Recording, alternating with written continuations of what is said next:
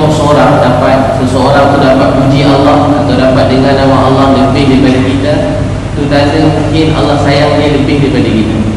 Kita kena cemburu pada orang lain tengah tidur, Allah pilih dia bangun tahajud 3 pagi. Tu tanda Allah sayang dia lebih daripada kita.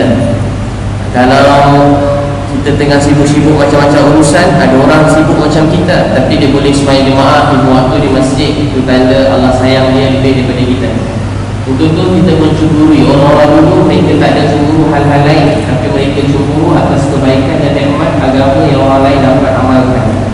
Cemburu untuk bersaing, fastabiqul khairat, mereka berlomba untuk buat kebaikan. Jadi tuan-tuan dan puan sekalian, dalam hadis Sahih Muslim dikatakan orang bermajlis ilmu Allah ampunkan dosa kita. Jadi dosa kita semua sedang diampunkan oleh Allah. Kata dia bawa muka dia tak rasa mengantuk ada. Itu dosa kat mata dah nak keluar dah. Bawa mula rasa sakit belakang kan, dosa tulang belakang. Tapi jangan tengok kawan sebelah tidur banyak dosa, dia dah tidur dah. Sebenarnya tuan-tuan dan puan sekalian, Allah sayang kita semua lebih daripada siapa-siapa pun. Dalam majlis ilmu macam ni pun Allah sedang melihat kita semua. Allah sedang melihat kita semua. Allah sedang perhatikan kita. Siapa antara kita dalam majlis ilmu ni rasa yang Allah sedang melihat kita? Dia sedang menilai kita dan dia mengetahui apa dalam hati kita semua. Dalam Islam dia kata Nabi dalam yang sahih, ilmu ni ada 2. Satu ilmu di lidah, satu turun ke dalam hati. Satu ilmu di lidah, satu turun ke dalam hati. Dua-dua bila Nabi SAW sebut ilmu, maksudnya ilmu itu mestilah ilmu yang untuk kita bawa jumpa Allah di akhirat nanti. Tetapi kata Nabi ilmu ada 2. Dua-dua ilmu bawa pergi akhirat jumpa Allah, tapi satu di lidah, satu beri kesan dalam hati. Ilmu di lidah ni kita guna untuk dalam dunia sebagai berdebat dan di akhirat menjadi beban buat kita. Tapi ilmu dalam hati ni ialah ilmu yang ada pada Nabi SAW dan sahabat. Ilmu ni mereka bukan sahaja mereka sebut, mereka dengar, tapi turun ke dalam hati mereka. Mereka menjiwai ilmu ni, bawa mereka bertambah cinta dan sayang kepada Allah. Dan dengan ilmu ni mereka bawa ramai orang semakin dekat dengan Allah Subhanahu Wa Taala. Jadi tuan-tuan dan puan sekalian, tajuk kita cinta di rumah Rasulullah Sallallahu Alaihi Wasallam. Ramai kita semua yang belum kahwin, dia khusus kahwin sekali, cuma tak ada sijil dekat belakang. Bukan saya nak bagi ceramah begitu, tapi kita nak ingat tentang Nabi Sallallahu Alaihi Wasallam. Dia kata bila orang-orang dulu berkahwin untuk dapat redha Allah, untuk gembirakan Allah. Mereka sedar tujuan hidup ni supaya Allah sayang dan gembira dengan mereka. Ada seorang sahabat nama dia Abdullah bin Abu Bakar, anak kepada Sayyidina Abu Bakar. Bila Abu Bakar nak pergi sembahyang dekat masjid, sembahyang subuh, anak dia baru kahwin. Bila pergi masjid, tiba-tiba dengar anak dia tengah gurau-gurau lagi. Bila dia pergi sembahyang subuh kat masjid, anak dia tengah gurau-gurau. Orang kahwin dalam pertama, tak tahu macam mana gigi-gigi kan. Itu saya tambahkan tak ada bunyi gigi-gigi. Tiba dia pergi masjid hari pertama, hari kedua, hari ketiga. Dia tengok anak dia Abdullah tak datang masjid. Abu Bakar panggil anak dia, "Hey Abdullah, isteri kamu Atikah." Atikah ni wanita yang sangat dia glamour, sahabiah yang glamour dekat Madinah ni, terkenal dengan kecantikan dia. Semua sahabat yang besar datang minang Atikah radhiyallahu anha. Tiba-tiba Atikah ni kata Abu Bakar, "Wahai Abdullah, isteri kamu telah lalaikan kamu pada mengingati Allah, ceraikan dia." Isteri kamu telah melalaikan kamu pada mengingati Allah, ceraikan dia. Abdullah terus ceraikan isteri tanpa soal. Orang-orang dulu mereka, sebab tu dalam hadis Nabi ada menerangkan bila ibu bapa kita suruh kita berpisah dengan isteri atau suami yang membuat kita jauh daripada Allah, kita kena taat. Lepas tu dia ceraikan isteri dia. Tengok orang dulu 3 subuh tak datang masjid, bapa dia kata isteri kamu telah melalaikan kamu. Bukan isteri lah, perkahwinan kamu melalaikan kamu daripada mengingati Allah. Tujuan perkahwinan ialah kahwinan ni untuk kita semakin rapat dan semakin cinta pada Allah. Tapi kalau kahwin kita semakin jauh daripada Allah, perkahwinan kita dah gagal. Makin kita kahwin, kita makin jauh daripada Allah. Maka apa dia buat? Dia ceraikan isteri dia. Dua-dua makin rindu, mereka rujuk balik. Dan antara doa Atikah radhiyallahu anha yang terkenal, dia selalu doa, "Allahumma rzuqna syahadatan fi sabilik." Ya Allah, matikan aku, keluarga aku dengan kesyahidan di jalanku. Jadi tak berhenti doa. Jadi semenjak hari itu Abdullah syahid, dan mana-mana orang minang Atikah semua syahid. Semua orang minang Atikah syahid. Antara seorang sahabat nak minang dia, khalifah kemudian bila nak minang dia kata jangan minang saya, sebab semua yang kahwin dengan saya semua mati syahid. Saya dah doa sebab dia bertaubat. Perpisahan tu membuatkan mereka makin tawaju dekat pada Allah. Bercerai ni bukan satu benda hinaan. Bila bercerai tu pun kerana Allah. Dia cerai sebab dah lalai. Kemudian mereka rujuk balik untuk supaya betulkan maksud kehidupan. Sebab maksud kehidupan ialah supaya Allah gembira dan redha dengan kita. Di maksud perkahwinan juga ialah supaya Allah gembira dan redha dengan kita. Ya, hari ini kita dah semakin jauh daripada maksud ini, sehingga kehidupan kita begitu jauh sekali. Saya sendiri sepatutnya dengan perkahwinan ini kita semakin rapat, semakin cinta Allah. Ada seorang sahabat, namanya seorang sahabat Hadrat Zahir radhiyallahu anhu. Hadrat Zahir radhiyallahu anhu dalam riwayat Tirmizi, Zahir ni dia orang kampung, orang dulu. Datang jumpa Nabi sallallahu alaihi wasallam. Orang daripada orang Badui ni mereka sangat kasar. Mereka sangat kasar dan mereka tak tahu pasal adab, dan mereka tak reti bercakap dengan orang. Dia datang-datang terus tolak yang kasar. Dia datang orang Badui, dia jumpa Nabi sallallahu alaihi wasallam selalu berkasar. Sifat Nabi sallallahu alaihi wasallam, orang Badui yang paling kasar, tak tahu adab. Maaf, keluarga mereka pun tak ajar adab. Mereka bukan keluarga yang baik-baik. Daripada orang yang sangat kasar, tak ada lemah lembut, tak ada kebaikan, tak reti nak hargai orang lain, tak reti nak bercakap baik-baik. Bila mereka jumpa Nabi, mereka kasar. Walaupun jumpa Nabi kasar, rata-rata kasar. Bila mereka keluar, mereka akan kata apa? Mereka akan kata Muhammad sallallahu alaihi wasallam, Rasulullah sallallahu alaihi wasallam, dia tak detik aku, Muhammad tak pukul aku. Dia jumpa Nabi mungkin 5 minit, mungkin jumpa Nabi 10 minit, mungkin jumpa Nabi lama-lama pun setengah jam. Taklah satu hari duduk dengan Nabi. Duduk dengan Nabi sekejap dan keluar, dia akan kata apa? Orang yang tak pandai menghargai orang, jumpa Nabi sekejap, dia keluar, dia kata Muhammad tak hargai aku, Muhammad orang yang baik. Adakah kena jumpa Nabi, lepas jumpa Nabi sallallahu alaihi wasallam, dia keluar dan terus mereka mengucap asyhadu an la ilaha illallah wa asyhadu anna Muhammadan abduhu wa rasuluh. Maksudnya bayangkan orang macam ni punya teruk, jumpa Nabi sallallahu alaihi wasallam, keluar-keluar tu jadi rasa nikmat agama ini. Sebab tu barunya ayah saya umur 80 tahun, ayah saya pegang kaki saya, bukan pegang, cuma tengah duduk pegang perut saya. Ayah saya rapat dengan saya, adik-adik saya 12 orang, 6 Buddha, 6 Islam. Ayah saya pegang kaki saya. Ayah saya pegang kaki saya, ayah saya cakap, nama ayah saya Liu Pao. Ayah saya pegang kaki saya. Sambil dia pegang kaki saya, tiba-tiba dia mula menangis. Ayah saya jarang-jarang menangis teruk macam tu, tapi dah umur 80 ni dia menangis hari tu teruk betul lah, bukan menangis biasa. Ada umur 80 kat sini, kalau dah menangis sungguh-sungguh 80 tahun hari ni, buruk juga lah muka tu. Menangis hati dengan sesama hingus semua. Ayah saya tu betul-betul menangis, bukan sikit-sikit. Dia menangis, kalau kita menangis ni boleh berlakon lagi, tapi dia berlakon lagi sebab dia jadi macam menggeletar dada dia apa, kalau kita tengah sedih kan, jantung kita kan laju begitu, jadi macam dia jadi daripada dada, bukan daripada mulut, bukan daripada mata tu. Kemudian hasilnya, kemudian apa jadi? Ayah saya menangis terus, ayah saya pegang kaki saya. Dia kata, ayah dah umur 80 tahun. Ayah dah umur 80 tahun. Ayah lihat seorang demi seorang yang ayah sayang dalam hidup ni, mereka mati tanpa Islam. Ayah lihat seorang demi seorang yang ayah sayang dalam hidup ini, mereka mati tanpa Islam. Kawan-kawan ayah, dia boleh sebut nama-nama dia lah, mak ayah dia sebut nama, dia terlalu sedih. Tak pernah dia sedih macam tu, dia sebut nama atuk nenek saya. Dia kata dia sayang atuk nenek dia, dia anak sulung, jadi dia sayang mak ayah tu lain macam sikit. Dia jaga mak ayah, dia mengorban kerja ladang atuk saya, menjaga adik-adik dia semua tak sekolah, adik-adik semua sekolah jauh-jauh, semua jadi macam-macam, tapi dia yang berkorban semua sekali sekolah adik-adik, jaga duduk dengan ayah. Dia sangat sayangkan mak ayah dia. Dia menangis cerita mak ayah daripada saya untuk nenek saya. Dia sebut seorang-seorang, dan dia kata hari ini ayah macam menanti hari untuk melihat semua orang yang sayang dalam hidup ni mati tanpa Islam.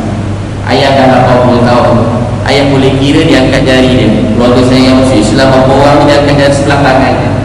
Dia sebut nama keluarga saya yang Islam, dia angkat tangan dia itu sebelah tangan dia yang Islam. Tuan-tuan dan puan yang Allah kasih sekalian, Dia menangis dan ditanya saya, betul ke yang Allah akan mungkin ada tak kemungkinan, dia tanya kat saya, ada tak kemungkinan satu masa nanti Allah buat suasana semua maaf, ni tak ada apa, Allah buat semua orang maaf Cina, India bukan Islam dalam Malaysia ni boleh tak datang kepada Islam? Saya tanya saya, ada tak kemungkinan satu masa nanti tak berhenti orang ramai masuk Islam? Saya tanya kenapa dia tak datang kepada Islam? Saya nangis makin teruk, dia sedih. Tuan-tuan aku berapa masing-masing semua hebat-hebat depan saya, bukan saya cara orang, Masya Allah. Tuan-tuan ada kawan-kawan dalam hidup, umur tuan-tuan berapa, 60, 50 tahun, 70 tahun, 20 tahun, 30 tahun. Berapa orang dalam kawan-kawan tuan-tuan yang telah datang kepada Islam? Kita berurusan dan jumpa mereka. Ada tak kita rasa kesihan dan sayang orang tak datang kepada Islam? Ada tak kita rasa kesihan dan sayang orang tak datang kepada Islam? Ayah saya ditanya saya, macam mana supaya keluarga datang pada Islam? Ayah saya tanya, kenapa orang tak datang pada Islam? Saya kata dekat dia, ayah, hidayat ni kerja Allah. Hidayat ni kerja Allah. Kita tak boleh beri hidayat kepada siapa yang kita nak dan kita suka. Allah beri hidayat kepada siapa dia nak, siapa dia suka. Tapi itu kerja Allah. Itu kerja Allah. Apa kerja kita? Kerja kita ialah berdakwah. Kerja kita ialah mengajak manusia kepada Allah dengan kasih sayang. Kerja kita ialah bangun malam menangis kepada Allah. Saya kata ke ayah saya, sebab dah tak ada orang macam Nabi sallallahu alaihi wasallam. Dah tak ada orang macam Nabi. Dah tak ada orang macam Nabi. Zaman Nabi setiap jam orang datang pada Islam. Saya beritahu ke ayah saya, sebab dah tak ada orang macam Nabi sallallahu alaihi wasallam. Tuan-tuan dan puan-puan sekalian, Nabi dah tak ada bersama dengan kita. Kalau tak mungkin semua orang kat Malaysia ni yang ramai akan datang pada Islam. Segala puji milik Allah membuka segala-galanya. Dan kalau setiap daripada kita berusaha menjadikan diri kita berakhlak dan menjadi seperti Nabi sallallahu alaihi wasallam, lalu bus stand, bus stop, dalam satu tuan-tuan daripada mana-mana dalam beberapa hari ni, ada tak jumpa orang bukan Islam? Ada tak jumpa orang bukan Islam? Bila tengok orang bukan Islam, tuan-tuan kena belajar doa. Ya Allah, kesian dia, dia tak tahu, dia baik, dia kadang-kadang ada orang dari segi sifat ada lebih baik daripada kita. Ya Allah, beri hidayat kepada dia. Kita kena rasa sayang, kesihan. Tuan-tuan tengok orang musibah banjir teruk, kita kena kesian, kita kena tolong, wajib. Satu orang tidur kenyang, jiran lapar, Allah tanya dia dekat akhirat. Tapi tuan-tuan dan puan-puan sekalian, tiada musibah lebih besar daripada mati tanpa mengenal Allah sebagai Tuhan. Tak ada musibah lebih besar daripada tu. Mati tanpa mengenal Allah. Ni musibah yang paling besar. Satu hari saya belajar-belajar berdakwah ni, tiba-tiba saya kat Pakistan, tengah fed up, tengah hilang semangat, saya sedih, kena marah sebagainya. Tiba-tiba saya baring, masjid tu tak ada bumbung, dinding pun tak ada. Saya tidur atas tanah. Tengah-tengah saya tidur, tiba-tiba saya teringat nenek yang besarkan saya, yang saya sayang. Dia dah tak ada dalam dunia ni. Dia tinggalkan dunia tanpa kenal Allah sebagai Tuhan. Tuan-tuan dan puan-puan sekalian, tak ada musibah lebih besar daripada meninggalkan dunia ini tanpa mengenal Allah sebagai Tuhan. Tuan-puan depan saya ni, Allah sangat sayang, Allah sangat cinta. Allah yang beri Islam pada tuan-puan semua. Asbab doa daripada tuan-tuan dan puan-puan sekalian, Allah beri bapa saya Islam. Asbab doa daripada mungkin bukan tuan-puan, ayah, mak ayah tuan-puan, Allah beri saya Islam. Dan tuan-puan dapat Islam kerana dulu Nabi menangis pula untuk nenek kita. Nabi menangis untuk nenek kita. Allah suka, Allah terima. Nabi menjalankan tanggungjawab dia, dan kita semua dapat Islam. Kalau tuan-tuan tengok sebuah syarikat besar berjaya, apa-apa syarikat lah, orang Islam punya, apa tuan-tuan perempuan fikir? Adakah dia terbina sendiri? Tak. Dia terbina sebab ada orang berkorban di sebalik kejayaan dia hari ini. Mesti ada cerita sebalik dia, betul kan? Dia bukan tiba-tiba begitu, tak. Mesti ada kisah-kisah macam mana Allah kurniakan rezeki dia begitu. Itulah hari ini. Macam mana tuan-puan boleh lihat seramai ini orang Islam dekat Malaysia. Pasti ada kisah di sebaliknya, ialah ada orang-orang yang tak, Nabi SAW menangis buat kita semua. Jadi kita kena datangkan perasaan menyayangi semua manusia dalam dunia ni. Perasaan sayang ni ialah Islam. Perasaan sayang ni ialah Islam. Tuan-tuan dan puan-puan sekalian, hadis riwayat Abu Daud, apabila seorang bercakap dengan Nabi SAW, orang pegang tangan Nabi, hadis Abu Daud, Nabi SAW takkan tarik tangan sehingga orang tu lepaskan tangan dia. Saya bila baca hadis ni dulu-dulu saya baca begitu je lah. Kemudian ni saya belajar-belajar, dengar-dengar. Saya fikir balik, macam mana Nabi orang pegang tangan dia, dia takkan tarik tangan sehingga orang tu tarik tangan dia. Bila seseorang bercakap dengan Nabi sallallahu alaihi wasallam, Nabi takkan potong orang tu bercakap sehingga orang tu habis bercakap, terutama ada masalah. Nabi sallallahu alaihi wasallam tak pernah potong orang yang sedang bercakap sehingga orang tu habis bercakap. Bila orang bercakap, Nabi tak potong dia cakap sampai dia habis bercakap. Dan hadis Abu Daud juga, Nabi sallallahu alaihi wasallam bila orang datang kepada Nabi, Nabi tak pernah biarkan dia berlalu tanpa mendapat sesuatu. Satu orang datang kepada Nabi, Nabi tak biarkan dia mendapat sesuatu. Ini sifat orang Islam. Jadi kita mulakan dengan keluarga kita. Belajar melihat isteri, suami, anak-anak kita dengan kasih sayang kerana Allah. Dulu kita lihat dia untuk dapat apa yang kita nak, tapi hari ini kita lihat mereka untuk kita pimpin tangan dia masuk syurga. Itulah tujuan perkahwinan ni, tujuan berkeluarga. Seorang sahabat Nabi sallallahu alaihi wasallam dia makan buah masam. Orang tanya kenapa, orang lain semua komplain, dia tak komplain. Dia kata apa saya tak komplain? Dia kata, tuan, saya tak lihat apa yang saya makan, tapi saya lihat siapa yang beri saya makan. Jangan lihat, orang dulu dia tak lihat benda tu halal dia makan, tapi dia lihat siapa yang beri. Nabi sallallahu alaihi wasallam tak pernah komplain makanan yang dia makan sehingga dia ditinggalkan dunia ni. Sehingga Nabi wafat, Nabi sallallahu alaihi wasallam tak pernah komplain makanan yang dia makan. Ada satu kisah yang disuruh Aisyah rasa, yang Ustaz selalu cerita masin tu, tapi Nabi tak sebut pun masin. Nabi tak sebut je, Nabi panggil Aisyah makan. Ada sekali masin, tu satu kisah. Tapi tuan-tuan dan puan sekalian, Nabi sallallahu alaihi wasallam tak pernah komplain makan yang dia makan, makanan yang dia makan sehingga dia wafat tinggalkan dunia ni. Orang yang kenal Allah, dia malu nak komplain apa yang dia dapat dalam dunia ni, sebab dia tak lihat apa yang dia dapat, tapi dia lihat siapa yang beri semua ni. Orang yang mencintai Allah, dia menghargai orang dalam hidup dia. Semakin seorang dekat dengan Allah, semakin dia menghargai isteri dia. Semakin seorang dekat dengan Allah, dia makin menghargai suami dia. Semakin satu orang dekat dengan Allah, dia hargai mak ayah dia. Satu orang semakin dekat dengan Allah, dia hargai. Semakin dekat dengan Allah, dia hargai jiran dia. Semakin dia dekat dengan Allah, dia hargai masyarakat dia. Semakin dia dekat dengan Allah, dia menyayangi semua manusia. Sebab tu orang dulu kita dengar kisah-kisah apa Sayyidina Umar radhiyallahu anhu lalu dekat satu orang rahib tengah beribadat. Rahib agama lain tengah beribadat. Umar lalu, Umar menangis. Rahib tu kejar dia, kenapa? Dia baca Al-Quran. Mereka berusaha keras, lebih kurang maksudnya, tapi mereka berusaha atas jalan yang salah. Mereka dihumban dalam neraka. Umar sebut sambil menangis. Tengok satu orang tak kenal Allah, Umar menangis. Dia tengah mengurus masa satu orang daripada Syria datang, orang Kristian. Dia minta Umar, kami nak minta bantuan. Umar menangis. Orang kata susah ke? Tak. Cuma saya terfikir masa saya jadi khalifah, ada lagi orang yang belum kenal Allah sebagai Tuhan. Saya jadi khalifah, ada lagi orang yang belum kenal Allah sebagai Tuhan. Orang yang kenal Allah, dia menghargai orang dalam hidup dia, menghargai orang. Nabi SAW, dia orang macam kita, ada dua tangan, ada dua kaki, ada dua mata.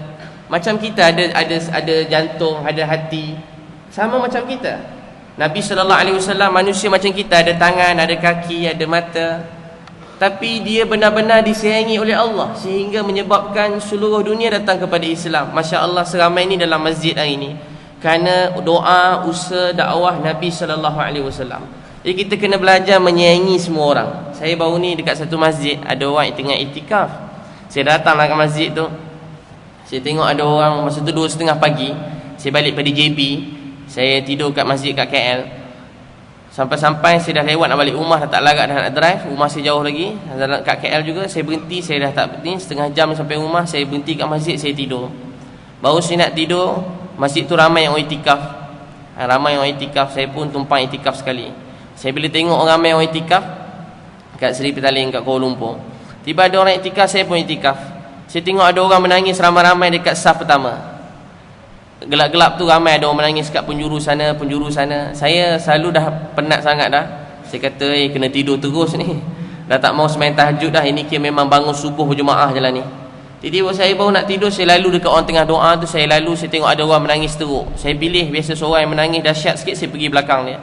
Saya rasa mesti orang ni Allah sayang lebih ketika ni daripada saya, sebab Allah bangunkan dia tengah malam dan dia menangis di depan Allah. Kita baru nak tidur 2 pagi, saya pergi belakang ni, saya doa. Ya Allah, banyak engkau beri kat dia ni, beri sikitlah kat saya. Banyak engkau beri kat dia, beri sikitlah kat saya. Lepas tu saya tidurlah. Tapi hari tu saya tengok ada seorang nangis. Saya nangis, saya duduk dekat belakang ni, saya aminkan doa dia. Ya Allah, baiknya orang ni. Saya dah tak boleh nangis dah, saya dah penat nak tidur je. Mata pun dah kuyu-kuyu dah. Tiba tengok orang tengah berdoa, tiba-tiba saya dengar orang tu tengah sebut nama keluarga saya. Dia sebut nama ayah saya, Liu Yun Pao.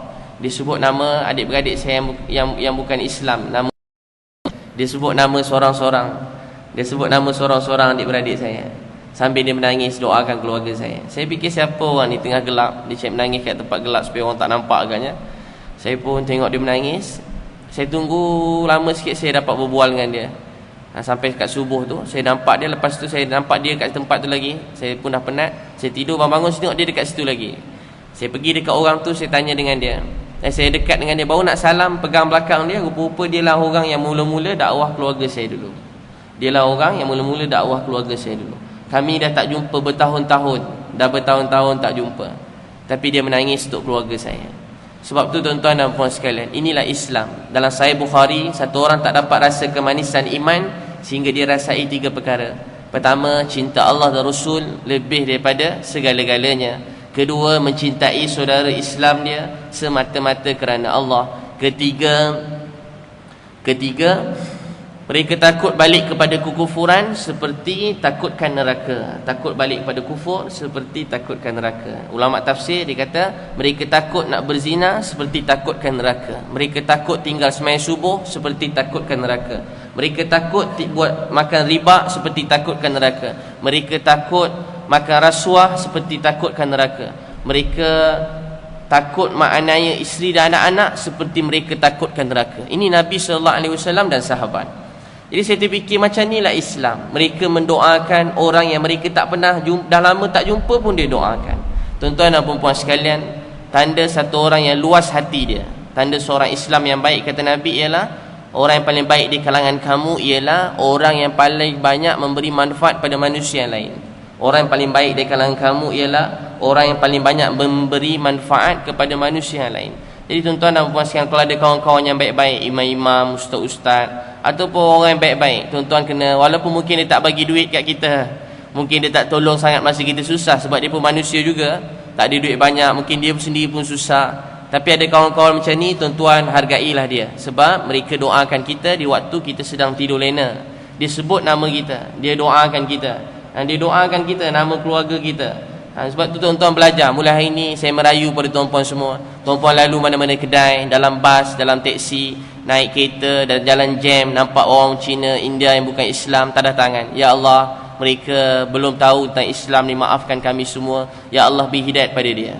Tengok orang-orang yang buat jahat, jangan maki hamun, doa belajar. Ni Islam, doakan orang lain. Tengok orang Islam yang jauh, tak tutup aurat, tanda tangan. Ya Allah, dia tak faham, dia lupa, dia tak tahu. Ya Allah, beri hidayat pada dia. Doa, ya Allah, sambil lalu doakan untuk semua orang. Lalu mana-mana doakan orang lain. Inilah Islam. Orang yang mencintai Allah, dia menghargai orang di keliling dia. Dulu saya ingat tasbih tu zikir. Saya pernah duduk satu majlis, satu orang alim nama Syekh Sa'ad Al-Khan Dahlawi. Saya duduk depan sikit bawah kaki dia. Tengah-tengah saya duduk, ada orang pegang tasbih besar-besar, pegang tasbih. Saya pegang tasbih, tunduk, Allah, Allah, Allah, Allah, Allah. Ustaz tengah ceramah ni, dia Allah, Allah, Allah, Allah, Allah. Syekh Sa'ad pandang dia, tutup kitab, pandang dia. Dia kata, ramai orang tahu zikir seorang diri, tapi orang tak tahu siapakah orang yang paling afdal ketika ramai ini. Siapa orang paling afdal masa ramai-ramai ini? Orang yang mendengar kebesaran Allah dengan kesungguhan. Orang ni yang paling berzikir ketika ni. Orang yang kadang-kadang zikir ni orang faham cuma pegang tasbih. Tak, zikir ini membuat apa-apa dalam kehidupan kita dengan terbaik, itulah zikir. Satu orang sahabat Nabi SAW, anak dia datang, nampak anak dia, dia peluk anak dia kuat-kuat. Dia nampak anak dia peluk kuat-kuat. Dia sayang anak dia. Nabi SAW tanya, kamu sayang anak kamu? Ya Rasulullah, saya sangat sayang anak saya. Sebenarnya kalau dah peluk tanda sayang ke tak? Tanda sayang dah. Tapi Nabi tanya, kamu sayang anak kamu? Ya Rasulullah, saya sayang anak saya. Dua perkara dia buat. Satu, dia peluk anak dia. Kedua, dia mengaku depan Nabi, ya Rasulullah, depan anak dia juga, saya sayang anak saya. Dia buat dua perkara. Peluk anak dia, kata sayang kat anak dia. Kata Nabi, sebab amalan kamu ni Allah sangat mencintai kamu, Allah suka amalan kamu ni. Allah sayang kamu ketika ni kerana amalan kamu.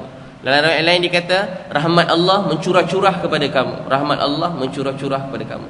Rupanya dengan peluk anak, rahmat Allah mencurah-curah kepada kita. Dengan peluk anak, rahmat Allah mencurah-curah kepada kita. Dengan peluk anak, rahmat Allah mencurah-curah kepada kita. Saya ada sekali tengah malam dah penat letih, balik rumah dah lewat. Tiba-tiba sakit teruk hari tu. Balik-balik dah tak boleh bercakap dah. Semua biasalah, sakit biasa mengada-ngada kan. Tapi rasa teruk lah, rasa tak boleh bangun, bukan main. Masa tengah ceramah bukan main. Bila kena, ya Allah mati dah ni, Allah macam nak pergi dah ni. Tiba anak peluk kuat-kuat. Bila anak peluk kuat-kuat, terus 2-3 kali peluk tu rasa hilang dah sakit. Rupanya dengan anak peluk kita, rahmat Allah mencurah-curah pada kita. Musibah yang patut datang pun Allah jauhkan dengan kita peluk anak kita, dengan kita sayang anak kita. Saya duduk dengan beberapa orang alim, dia pegang tangan. Saya pun apa sebab pula ustaz ni pegang tangan. Duduk sebelah kita pegang tangan. Tengah ramai macam ni lah. Kalau berdua tengah malam jaga-jaga lah kan. Tengah ramai macam ni pegang tangan, digosok tangan, digosok-gosok. Seorang lagi alim ada 4 orang, pegang sebelah saya, gosok pula tangan. Saya kata dia orang ni lain macam. Nama-nama tuan-tuan kenal juga, orang mungkin pernah sampai sini. 4-5 orang ni pegang tangan, kami duduk sebelah-sebelah. Yang ustaz ni pegang tangan seorang ni mengalir, pegang air mata mengalir. Yang seorang ni pula pegang sini. Dia kata Masya Allah ustaz, Masya Allah, belajar banyak daripada ustaz. Saya jarang tengok suasana begitu. Biasa kami gelak-gelak je lah, sama orang juga. Tapi hari tu tengok saya pegang tangan seorang mengalir air mata, seorang lagi pula pegang tangan saya pun mengalir air mata juga. Dan mereka mengucap rupanya Nabi SAW kalau orang balik daripada jauh, Nabi selalu pegang tangan dia. Dan Nabi tak akan lepaskan tangan sehingga orang tu lepaskan tangan. Nabi kalau balik rumah isteri dia, selepas asar mana-mana isteri, Nabi akan pegang peha dia, kaki dia, Nabi gosok-gosok, Nabi pegang tangan dia. Tuan biasa buat gosok-gosok tu kan. Tapi malam-malam lah. Ini gosok petang-petang kan. Masa siang-siang pegang. Mereka menghargai orang di keliling mereka. Menghargai orang di keliling mereka. Menghargai orang dalam hidup ni. Menghargai orang dalam hidup ni. Bersyukur. Untuk tuan-tuan sekalian, orang Islam ni mereka berkasih sayang. Saya rasa berkasih sayang. Itu belajar berkasih sayang lah hidup ni. Tengok anak, tengok isteri, tengok keluarga, rasa sayang, rasa sayang. Saya bila dengar hadis Nabi SAW, Nabi tengah duduk dengan sahabat, hadis ni selalu dengar. Saya pun selalu dengar, tapi saya tak lama banyak kali dengar, tanya ustaz pun tak dapat nak faham, tak boleh nak bayangkan. Tengah Nabi duduk dengan sahabat, ada orang lalu. Nabi kata seorang sahabat kata, ya Rasulullah, saya sayang orang tu. Seorang lelaki lalu kat masjid, saya sayang dia tu. Saya sayang dia tu. Nabi kata, kamu dah beritahu dia belum? Dia berlari, itu satu sunnah. Menghargai dan menyayangi orang kerana Allah. Dia kejar orang tu, dia kata, saudara, saya sayang kamu kerana Allah. Orang tu kata kepada dia, semoga kerana dia kamu sayang aku, semoga Allah bertambah sayang kepada kamu. Saya puas fikir macam mana nak faham hadis ni. Macam mana lelaki sayang orang lelaki. Rupa-rupanya macam mana tuan-tuan dan puan sekalian. Rupanya macam kita sambil duduk masjid, tiba ada orang kita tak berkenan. Dia tu tak berapa, tak berkenan aku. Kita sambil lalu tak berkenan dengan orang. Lalu kedai makan, kedai ni tak bagus, kedai ni tak bagus, kedai ni tak bagus. 8 kedai kena maki dengan kita. Kedai ni bagus. Kita sambil lalu kita tak suka orang. Sambil lalu kita marah orang. Tengok je dah meluat, jenis ni tak suka. Tapi orang dulu tengok orang dia rasa sayang. Macam mana tuan-tuan perempuan tengok saya biasa. Saya tengok tuan-puan pun begitu. Tapi Nabi SAW melihat manusia dengan penuh menghargai orang lain. Jadi kita kena belajar menghargai, menyayangi, terutamanya ahli keluarga kita. Kata Nabi, orang yang paling baik ialah orang yang paling baik terhadap ahli keluarga dia, dan aku ialah orang yang paling baik terhadap ahli keluarga aku. Untuk tu belajar, antara perkara yang kita kena usahakan ialah Nabi SAW tak makan seorang-seorang, Nabi makan berjemaah. Hari ni kita tengok segi mana-mana kedai makan, semua buka handphone, betul kan? Semua buka handphone, bapak buka handphone, anak buka handphone. Dan satu kedai saya tengok, semua Cina, 5 orang. Anak-anak dia semua tengok handphone. Bapak dia nampak dah tua, dah bongkok. Bapak dia seorang-seorang. Lepas tu bapak dia macam hentak meja sikit, pergi kereta. Saya ingat bapak dia marah tak layan dia. Saya punya buat drama sendirilah. Mungkin ayah dia ni marah anak-anak dia. Semua tak berhenti. Bukan sekejap, lama anak-anak semua tekun. Tak tahu tengok Facebook ke, berapa like ke apa kan. Semua tengok gitu, tak berhenti-henti. Tarik ke atas, tarik ke bawah, tarik ke atas, tarik ke bawah kan. Lagi tengok WhatsApp bukan apa pun, tak berhenti-henti. Sama je WhatsApp semua tu kan, banyak grup lah kan. Grup masjid sebelah, masjid kawasan daerah, masjid taman. Kadang-kadang berguna, kadang peninga kepala banyak sangat. Dia tengah cari. Bapak dia masuk kereta. Saya ingat ayah dia merajuk, lama kan kereta. Keluar-keluar rupanya bapak dia bawa iPad besar. Rupanya sama juga ayah dia ni. Jadi rupanya makan berjemaah. Nabi SAW ni sunnah makan berjemaah. Orang dulu makan berjemaah. Mana-mana bangsa, mana-mana ni semua makan berjemaah. Tengoklah Melayu, Cina, India, mana-mana. Dulu semua makan berjemaah. Sekarang dah tak ada dah. Dulu mak suap anak, makan dalam bekas, suapkan. Gaul-gaul makanan tu kan. Mana-mana lah. Jawa begitu, India begitu. Apa lagi? Melayu pun makan berjemaah dengan keluarga. Kita makan kat bawah kan, bentang tika, makan dengan keluarga. Sekarang dah tak ada dah, masing-masing makan tengok TV. Jadi tuan-tuan balik ni kena jaga makan berjemaah. Kata Imam Nawawi rahmatullah alaih, sunnah juga makan dalam, bukan berjemaah je, makan dalam pinggan besar, makan sekali. Saya try buat program bagi makan dalam dulang. Tak ada orang pegang handphone. Ada 1000 orang makan dalam dulang, tak ada orang seorang pun pegang handphone. Saya tengok semua tak ada seorang pegang handphone. Semua bawa handphone kat masjid tapi tak tengok handphone. Sebab dalam dulang senang, dulang takkan dalam dulang buka handphone, jatuh handphone dalam dulang. Jadi semua makan berjemaah. Jadi tuan-tuan balik nanti berusaha makan berjemaah dengan keluarga. Kedua, Nabi SAW berjalan tak pernah seorang-seorang. So bawa berjemaah. Kemudian tidur berjemaah. Tidur memang tak seorang-seorang lah. Kemudian solat berjemaah. Lelaki dulu-dulu mereka tak tinggalkan sembahyang jemaah. Mereka sangat jaga sembahyang jemaah. Mereka sangat jaga sembahyang jemaah. Orang dulu tak tinggalkan sembahyang jemaah. Semua orang saleh tak pernah tinggal sembahyang jemaah. Tak pernah langsung tinggal sembahyang jemaah. Jadi tuan-tuan dan puan-puan sekalian, kita berusaha meningkatkan kasih sayang dalam keluarga kita. Sentiasa mendoakan satu sama lain. Setiap hari doa ke ahli keluarga. Doakan semua orang. Satu masa tadi saya cerita riwayat Tirmizi, dah tertinggal dah. Nama Zahir radhiyallahu anhu. Dia jumpa Nabi SAW. Dia ni orang yang cacat, tak sempurna. Sampai depan Nabi, Nabi tengok dia tengok Nabi. Dia bawa hadiah untuk Nabi SAW. Satu masa Nabi nampak dia kat pasar. Nabi tutup mata dia daripada belakang. Nabi tutup mata dia daripada belakang. Nabi kata, siapa nak beli budak suruhan ni? Siapa nak beli budak suruhan ni? Nabi bergurau. Dalam satu hadis dia kata Nabi suka bergurau. Tapi Nabi SAW tak bergurau yang sia-sia. Nabi tak bergurau yang sia-sia. Nabi tutup mata dia daripada belakang. Kita ni memang suka ketawa. Kalau boleh tengok Maharaja Lawak pada pagi sampai malam, malam sampai pagi. Semua suka. Saya pun suka ketawa. Tak ada orang tak suka ketawa.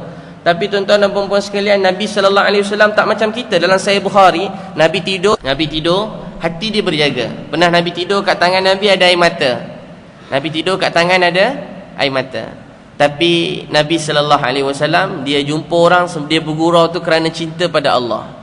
Dia pergi tutup mata orang tu. Siapa nak beli budak suruhan ni? Tuan-tuan boleh buat balik nanti kan. Sampai rumah tutup mata isteri kan. Isteri tutup mata suami. Cuba teka siapa begitu kan. Tutup mata anak bergurau ni. Tapi kita ini suka bergurau semua pakai duit banyak semua kan. Buat bergurau, hantar pergi Genting Highland, selesai kan. Hantar bapak main handphone, anak pergi main kat Genting Highland. Bawa anak pergi jalan, anak pergi main, bapak pegang handphone. Mak pegang handphone, mak pergi shopping online je kerja dia. Jadi tuan-tuan dan puan-puan sekalian, Nabi kata siapa nak beli budak suruhan ni? Maka dia kata, ya Rasulullah, kalau kamu jual saya, tak ada orang nak beli saya. Ya Rasulullah, kalau kamu jual saya, tak ada orang nak beli saya. Kata Nabi, Zahir, kalau kamu tak dikenali dalam dunia, kamu dikenali di sisi penghuni langit. Allah mencintai kamu. Tuan-tuan dan puan-puan sekalian, mungkin kita dikenali dalam dunia ni, tapi apa pandangan Allah kepada kita? Dan pandangan Allah inilah yang menentukan segala-galanya. Siapa pun kita, mungkin semua orang puji kita, sayang kat kita. Tapi kalau Allah tak terima, tak gembira dengan kita, tak ada orang lebih malang daripada kita semua. Dan tuan-tuan dan puan-puan sekalian, Nabi SAW juga ialah orang yang, kita kalau teringat Nabi ni, dia banyak berkorban untuk kita semua, banyak berkorban. Kedua, pertama tadi kasih sayang. Siasa berkasih sayang, pegang tangan anak, berbual, pegang tangan isteri, tangan suami, yang biasa-biasa kita dengar. Kedua, Nabi SAW hidupkan rumah ini dengan suasana mengagung dan membesarkan Allah Subhanahu Wa Taala. Rumah Nabi ada suasana. Rumah Nabi mungkin kecil. Tuan-tuan tahu rumah Nabi macam mana? Nabi masuk rumah, Nabi kena tunduk. Nabi SAW masuk rumah kena tunduk. Dalam Bukhari, Nabi tengah bangun malam, Nabi kena ketuk kaki Aisyah radhiyallahu anha. Aisyah lipatkan kaki baru Nabi dapat sujud. Rakaat kedua, Nabi nak sujud, Nabi ketuk lagi kaki Aisyah. Nabi nak sujud, Aisyah lipat lagi kaki. Maknanya rumah Nabi SAW nak semayang pun kecil. Kalau kita tak panggil rumah, kita panggil pondok. Allahu Akbar. Rumah Nabi kecil. Dan pernah sekali masa Nabi nak wafat, Aisyah radhiyallahu anha pinjam minyak pelita, minyak untuk hidupkan pelita dalam rumah. Kata Aisyah radhiyallahu anha, itulah hari pertama dan hari terakhir Nabi SAW dapat melihat api dalam rumah Nabi SAW dihidupkan. Itu kali pertama hidup api. Kita kalau blackout je semua dah panik dah. Nabi SAW rumah dia gelap. Saya rasa berfikir, macam mana sahabat-sahabat mereka tak sibuk ke rumah Nabi gelap, mereka tak tolong ke, tak sayang kat Nabi, tak layan ke Nabi SAW. Tapi Nabi mengajar mereka mengutamakan manusia lain lebih daripada segala-galanya. Itu Nabi ajar sahabat. Sibuk dengan menghidupkan Islam, membangunkan Islam supaya kita dapat kenal Allah. Tuan-tuan dan perempuan sekalian, orang dulu saya bila tengok tuan-tuan, Masya Allah, ramai-ramai begini, Masya Allah, semua dengar dengan tekun. Saya terbayang macam mana kalau sahabat dulu dengar perkataan Nabi SAW. Macam mana mereka dulu dengar perkataan Nabi, mereka dengar dan mereka terus sebarkan Islam. Agak kalau sahabat dengar macam kita dengar ini, bukan tuan-tuan lah kan, ada masa-masa ni Masya Allah semua baik-baik orang Penang ni, tak pernah jumpa macam ni, semua khusyuk dengar biasa semua tidur-tidur dah kalau saya ceramah ni, tak ada yang tidur, jarang-jarang macam ni. Hebat-hebat ni Masya Allah. Kalau bayangkan sahabat dulu macam keadaan biasa kita yang selalu-selalu nak dengar ceramah tersengguk-sengguk, lepas tu agak-agak kalau sahabat dulu lepas dengar ceramah balik tidur lena, agak-agak Islam sampai tak kat kita, balik termenung dengar hadis semua habis. Kalau sampai kat kita habis terbalik dah hadis semua sekali. Sebab sahabat dengar sekali, hadis tu diriwayatkan. Dia dengar hadis tu sekali, dia terus riwayatkan. Dan perkataan pun tak boleh salah. Mana depan, mana belakang, mana dulu, mana kemudian pun tak boleh salah. Kalau salah je dia tak boleh dah. Sebab tu Imam Bukhari rahmatullah alaih, dia tengok orang masuk masjid kaki kiri, hadis daripada dia tolak. Sebab dia kata mesti orang ni terlupa, tersalah letak hadis tu mana depan, mana belakang. Salah masuk kaki, masuk masjid je. Sebenarnya masuk masjid tu sunat je. Tapi sebab nak ambil perkataan dia ni pelupa katnya. Pelupa. Agak-agak kalau kita riwayatkan hadis macam mana? Selamatlah tugas riwayat hadis dah tak ada dah. Kalau riwayat hadis apa jadi kat kita agaknya? Habis terbalik semua sekali kan. Kita dengar pun begini dah. Tapi orang dulu mereka dengar, mereka berjuang, mereka bersusah payah. Kecil tapi rumah Nabi hidup suasana kebaikan, rahmat sehingga Islam sampai ke seluruh dunia. Itu tuan-tuan dan puan sekalian, rumah Nabi hidup dengan kebaikan, hidup dengan suasana dakwah.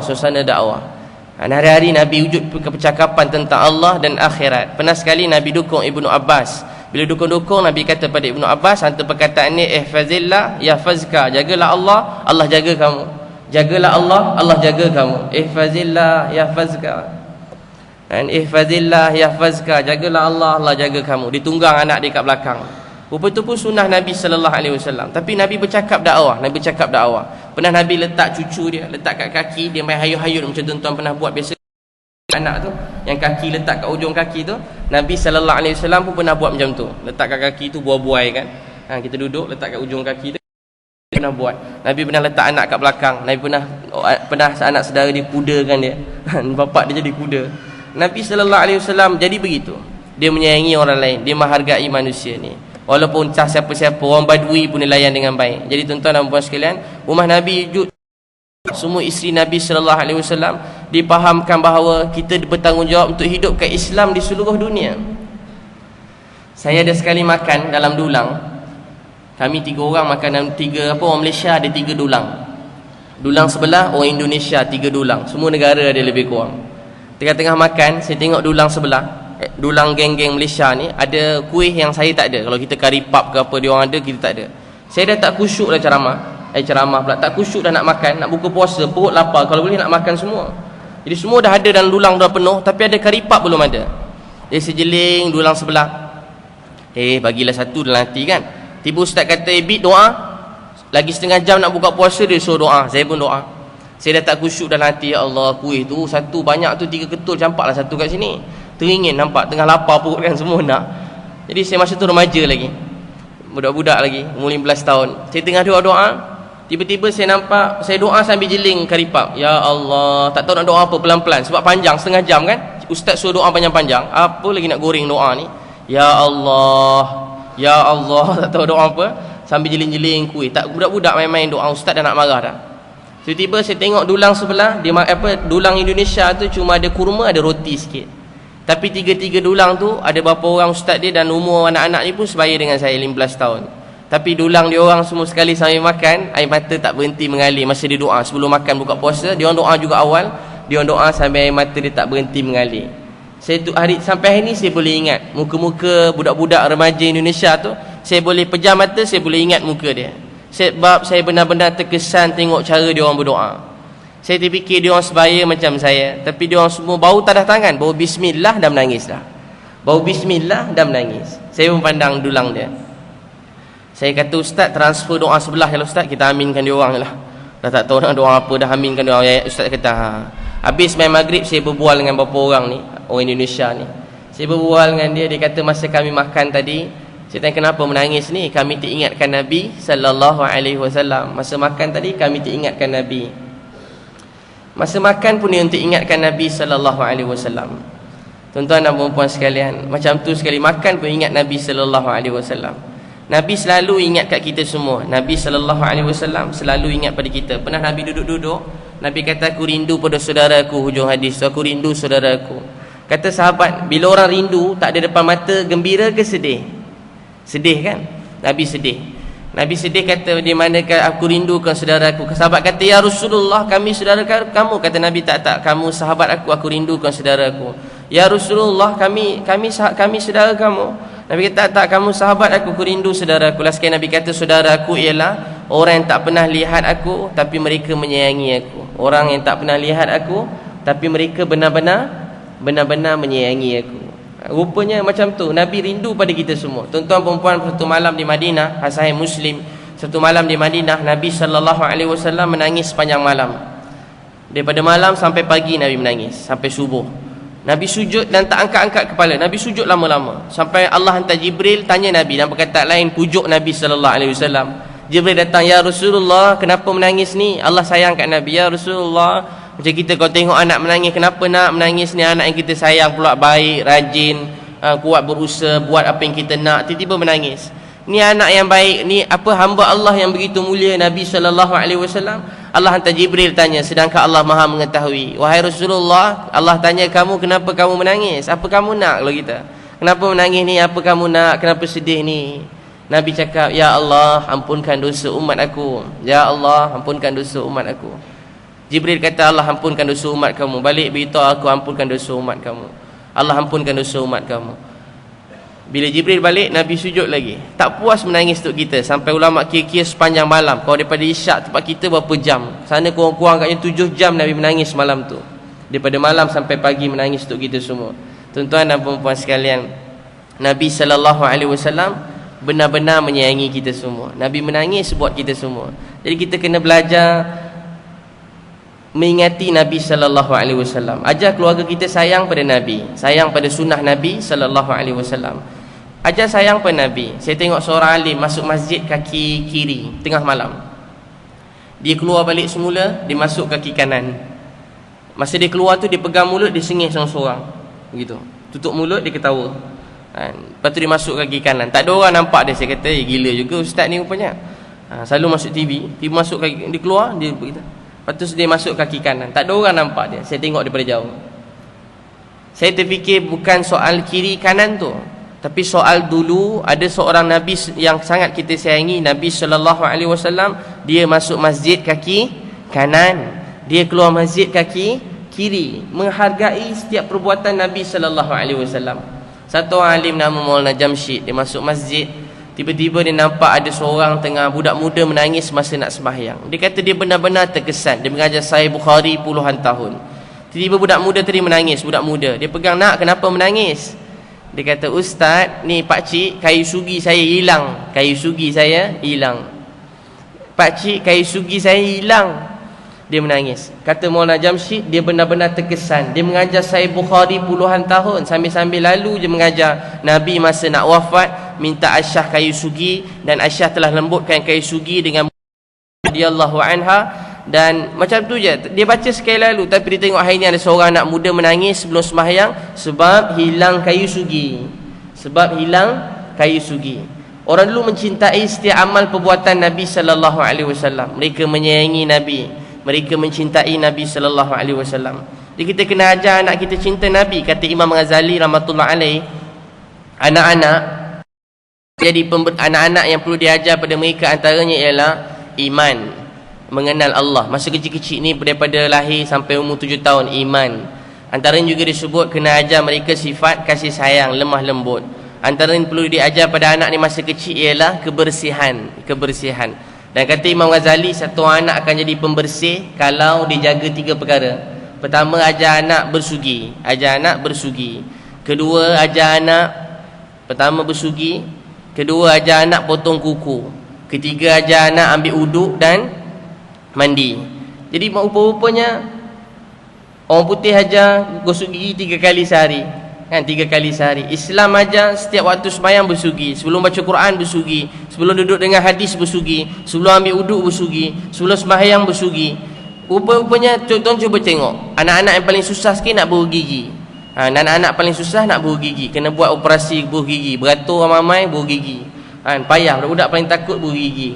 Tak nak buru gigi. Tapi rupa siapa yang gosok gigi, cuba tengok, bangun-bangun tidur katil dia bersih, kemas.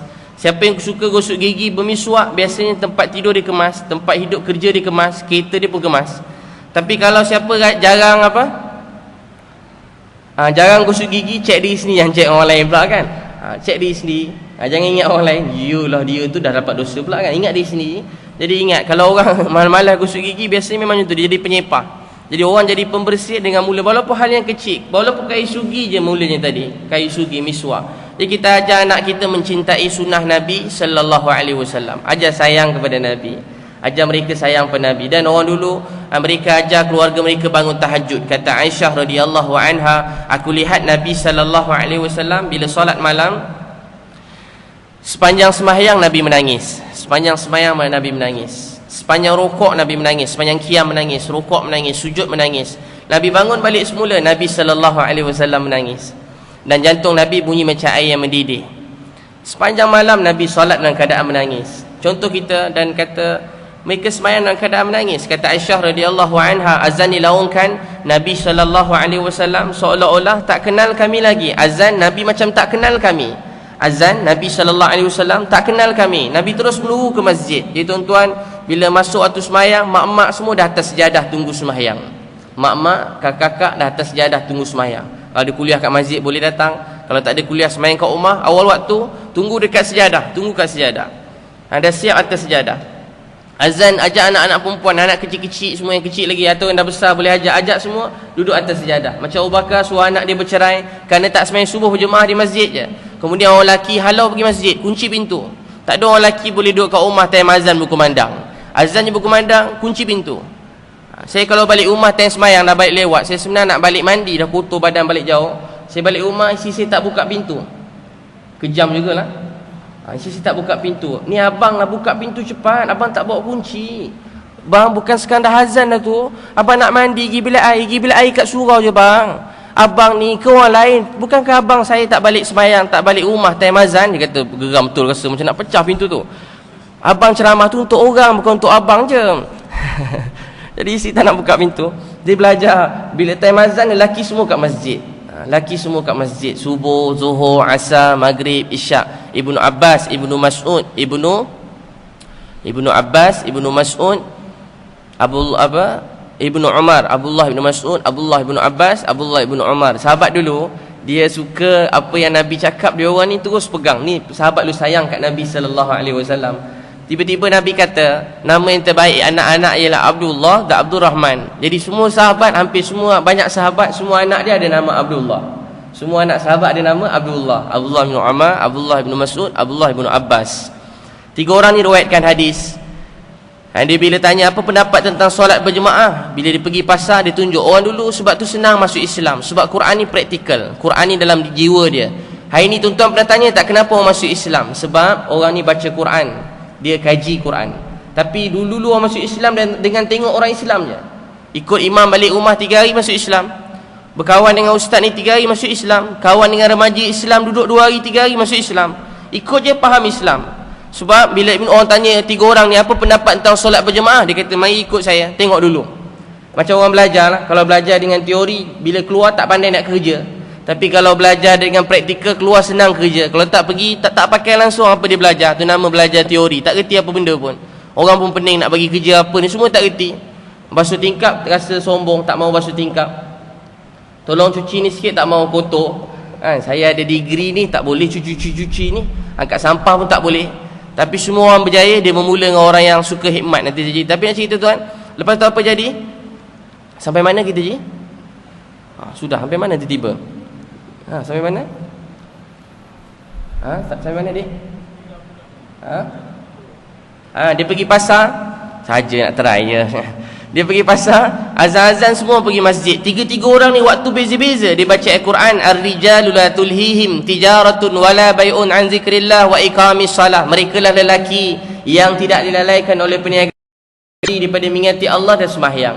Jadi keluarga kita kena tegakkan sembahyang. Lah hadis Nabi, Allah janji siapa jaga sembahyang, Allah jaga orang ni. Siapa tak jaga sembahyang, dia tak termasuk dalam perjanjian ini. Siapa jaga sembahyang, Allah janji Allah jaga dia. Siapa tak jaga sembahyang, kata Allah, dia tak termasuk dalam perjanjian ini. Dia tak dijaga oleh Allah Subhanahu Wa Taala. Dia jaga sembahyang. Kemudian macam tu orang dulu jaga sembahyang. Abdullah Rawahah radhiyallahu anhu di tengah sembahyang malam, dia tengok isteri dia menangis, dia pun menangis. Dia kata, "Yang kenapa awak menangis?" "Sebab yang sama abang menangis." "Sebab apa?" Kalau kita tengok isteri menangis, sebab apa bang? "Yang kenapa menangis ni?" "Sebab abang nak kahwin seorang lagi," kan?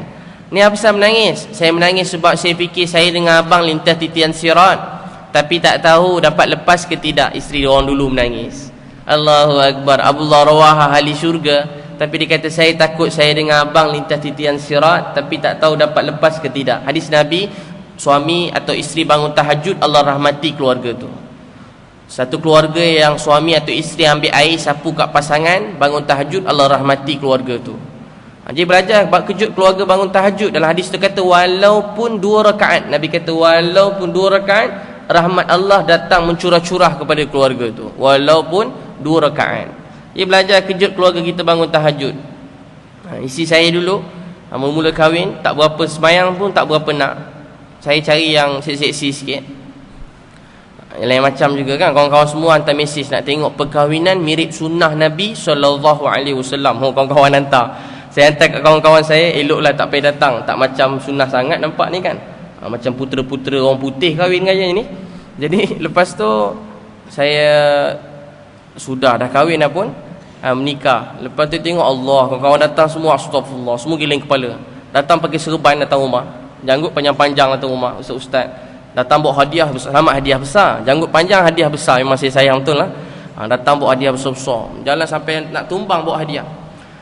Datang rumah bagi hadiah, semua giling kepala. Saya buat tak tahu, sebenarnya saya sedih. Mula-mula isteri saya kata, "Abang nanti kahwin semua ke bang?" Kan? Saya kata, "Bawa kahwin bang, malam pertama pula kan." Tak payah pakai apa-apa pun okey juga kan. Saya gurau lah tu. Lepas tu malam pertama je saya baca hadis Nabi SAW. Baca hadis Nabi, baca Quran sama-sama, baca hadis. Saya minta tu je setiap malam, saya baca hadis. Kemudian tak lama saya pun tengok, saya pergi sembahyang subuh, balik kejut isteri tak mau bangun lagi. Saya dah susah hati dah. Saya kata, Allah, tidur sebantal satu selimut, mimpi lain-lain. Mimpi lain-lain. Saya tak biasa berbual, isteri cerita pasal ni, bowling lah, snooker. Isteri cerita pasal snooker, gila tak gila. Suami snooker pun tak tahu, bowling semua tak tahu, nak beli drive-thru pun tak tahu. Semua tak reti, memang tak orang kampung. Tiba-tiba macam mana ni, ya Allah. Kita balik-balik ceramah kuliah subuh punya jerit kat masjid, balik-balik tengok isteri belum bangun lagi, berengkor. Kejut tak mau bangun. Saya pun ajak bagi hadiah macam-macam. Tuan-tuan, kita kena banyak beri hikmat dan beri hadiah. Itu cara termudah nak dakwah orang yang terdekat dalam keluarga kita. Banyak berhikmat dan banyak beri hadiah. Dia mudah dengan cakap kita. Hadiah bukan mesti mahal, tapi tanda kita ingat dan hargai dia. Saya tak pernah buat, saya pun belajar-belajar buat lah. Tak berhenti bagi hadiah, bunga besar, bagi buat ni, beli tu, bagi ni, begini. Tiba-tiba satu hari lepas beli bunga je, tak payah banyak. Sebelum tu saya kata isteri yang jom pergi berjuang untuk agama, belajar agama, nak berapa hari. Dia kata, "Abang nak berjuang lah." Saya sokong sepenuhnya, tapi saya tak mau ikut. Saya tak mau ikut. Lepas dapat bunga tu, "Abang belajar mana abang cakap itu?" Terus ikut. Lepas balik-balik pukul 3 pagi kejut, "Bang bangun tahajud." Suami isteri bangun tahajud, Allah rahmati keluarga tu. Gila pukul 3 kejut. Kejut lagi, "Bang bangun." Dia ambil air sapu kat muka saya. Kan hadis Nabi kata ambil air sapu kat pasangan. Kita baca tadi, Allah rahmati keluarga tu dalam hati. Ya Allah, pukul 3 sapu air kan, kena simbah juga dia ni kan. Dia pun semain subuh pun kita tak pernah kejut sapu air, baik-baik je. Jadi lepas tu alhamdulillah saya kata, betul dia kata lagi, "Bang, suami isteri bangun tahajud dapat satu kuda emas tunggang bersama dalam syurga." Hadis tu tak pernah dengar pula yang dapat mana tu kan. Dapat kuda tunggang bersama dalam syurga. Betul saya kata bukan masalah hadis tu sangat yang, tapi itulah abang larat ni kan, tunggu hari-hari lain lah kan. Lepas tu alhamdulillah tuan-tuan dan puan sekalian, kita mulakan dalam keluarga kita suasana dakwah dan saya sangat gembira. Sebelum ni berbual langsir mana